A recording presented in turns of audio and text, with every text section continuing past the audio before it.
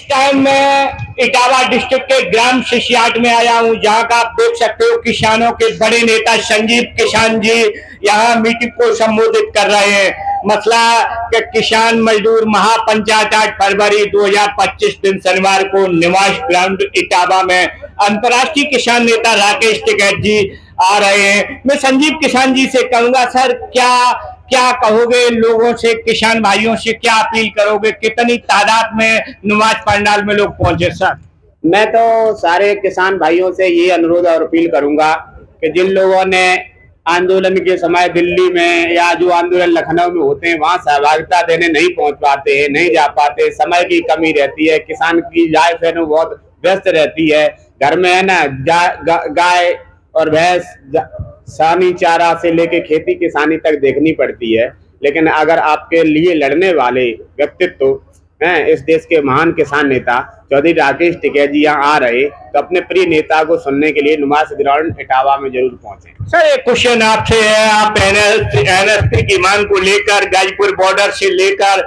देश के कई कोनों में गई। बड़ा सवाल है, 7वां वेतन जब देश पे लगा तो कहीं ना कहीं जीएसटी जैसे कानून भारत सरकार को लाने पड़े। अब 8वां वेतन आयोग की सिफारिश भारत सरकार ने कर दी है, क्या असर पड़ेगा किसान गरीब मजदूर पर, कैसे देखते हो, जबकि किसानों की फसल महंगी नहीं की जा रही, क्या कहोगे? नहीं, एक्चुअल में वो जो इस देश में पूंजीवाद स्थापित हो रहा है उसका जो कारण है, उसकी वजह से इस देश की जो किसान है उसके बेटे हैं उनको है ना श्रमिक बनाया जा रहा है। उन्हें है ना जो पूंजीपति आएंगे, उद्योगपति आएंगे तो उन्हें सस्ती लेबर चाहिए, तो सस्ती लेबर की वजह से वो ऐसा किसान के किसी भी प्रोडक्ट का वाजिब मूल्य नहीं देंगे जिससे कि वो अपने जीवन में खुशहाली भरा जीवन जी सके, अपने बच्चों को पढ़ा लिखा सके। तो इसलिए इस देश में एक सिस्टम चल रहा है परोक्ष रूप से कि जो लोग है ना वो पूंजीवाद जब स्थापित होता है तो दो वर्ग बन जाते हैं। अभी जो हमारे देश में जो मिडिल क्लास है वो बहुत जल्दी विलुप्त होने वाला है, मिडिल क्लास खत्म हो जाएगा,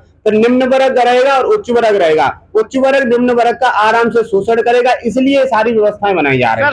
सरकारी आंकड़ा है कि एक वर्ष में करीबन सुसाइड किसान 10,000 पूरे देश में सुसाइड कर लेता आर्थिक तंगी के चलते। वहीं केंद्र सरकार कहीं ना कहीं 16 लाख करोड़ उद्योगपतियों का माफ कर देती है। कैसे देखते हो वो पैसा किसान गरीब मजदूरों को क्यों नहीं?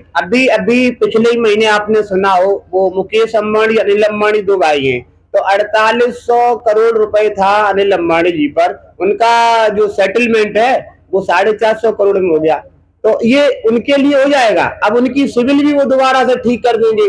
और बैंकिंग सेक्टर में मैं तो कहता हूं लोगों से कि ये जो अभी हमारे मोबाइल पे घंटी बजती है कि आपके साथ में कोई फ्रॉड कॉल आए, कोई आपकी ओटीपी मांगे, कोई आपके साथ में आपके बैंक का पेटीएम का वो पूछे, है ये सारी रोज साइबर क्राइम हो सकता है। तो ये साइबर क्राइम करने के लिए कोई चोर नहीं आएंगे, ये सरकार में बैठे जो लोग हैं ना यही साइबर क्राइम करेंगे। तो आपके बैंक में पड़ा हुआ पैसा ये खुद ही लूट लेंगे और कह देंगे कि यार है ही नहीं, अब क्या करूं। 5-7 दिन के लिए इस देश से ना नेटवर्क गायब होगा और फिर वो कहेंगे वो सर्वर है ना आया ही नहीं, आपका सारा डाटा खत्म। मैं तो कहता हूं लोगों से अपनी पूंजी अपने पास रखो। आज की डेट में आपकी खेती किसानी पर पहले ये जब कृषि लोन शुरू हुए थे तो केवल फसल बंधक बनाई जाती थी कि जो हमारे खेत में प्रोडक्ट पैदा हो रहा है उसके ऊपर लोन दिए जा रहे हैं, केसीसी होता था, कुछ भी होता था। लेकिन आज की डेट में आपकी जमीन को बंधक बनाया जा रहा है। मैं तो लोगों से कहूंगा ये 2000 के चक्कर में जो 6000 रुपए साल में मिलते हैं इनको भी, इनके लिए केवाईसी का भी ऑफर आएगा। केवाईसी करवाओ, तो केवाईसी नहीं कराने जाओगे, आधार लिंक नहीं करवाओगे, फलना लिंक नहीं करवाओगे,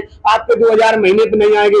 आप अगर केवाईसी करवाने जाते हैं और जिस डॉक्यूमेंट्स पे या जिस कागजात पे आप हस्ताक्षर करते उसको पढ़िए पूरा। सरकार आपके साथ में इतना बड़ा फ्रॉड करने वाली है कि वो 2000 के चक्कर में आपकी जमीन लिखवा लेगी और कह देगी कि यार मैं थोड़ी किया हूं यार, 6000 रुपए में तुम्हारे को देता हूं, तुम्हें तो मेरे एग्रीमेंट पे साइन करके गए। ये तो ऐसे फर्जी लोग बैठे हैं सरकार में, इसे सावधान हो जाओ भाई। तो यार मैं कह रहा हूं लुटने से पहले बच जाओ। मेरा तो काम है जागते रहो कहना। डकैत इस देश में तैयार बैठे आपको लूटने के लिए, आपको बचना है तो बच जाओ। बहुत बड़ी बात सर। लास्ट क्वेश्चन है कि सर महाकुंभ में किसानों जो भगदड़ हुई उसमें किसानों की भी जान चली गई, क्या सरकार की विफलता देखते हो, क्या कहोगे इस विषय पर? नहीं, सरकार ने ऐसा है, ये जो कोई भी चीज है आपको पता है इस देश को 2 लोगों ने ना दिवालिया कर दिया, एक धार्मिक आयोजनों ने और ये पाखंड इस देश के त्योहारों ने।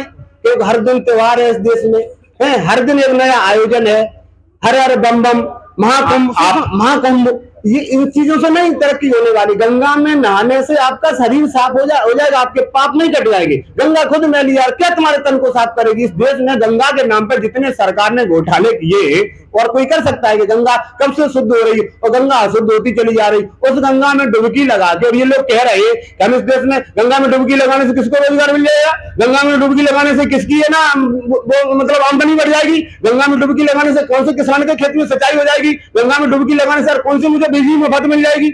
यार ये जीवन में कर्मशील होने चाहिए यार। तो ठीक है, हमें पता है हम किसान हैं, हम कर्मशील हैं, मेरे पास में जो कुछ भी मैं चाहता हूं चल के आता है। धर्मशील को मांगना पड़ता है, धर्मशील जो भी होता है इस देश में, पुजारियों को देख लो, पाखंडियों को देख लो, नवाजियों को देख लो, चाहे मंदिर में बैठो चाहे हो ना मस्जिद में बैठो, कटोरे लिए बैठते रहते हैं, आओ धर्म के नाम पर मुझे दे जाओ। लेकिन देश का किसान है कभी किसी के सामने कटोरा फैलाने नहीं गया और इसका हर किसी ने शोषण किया।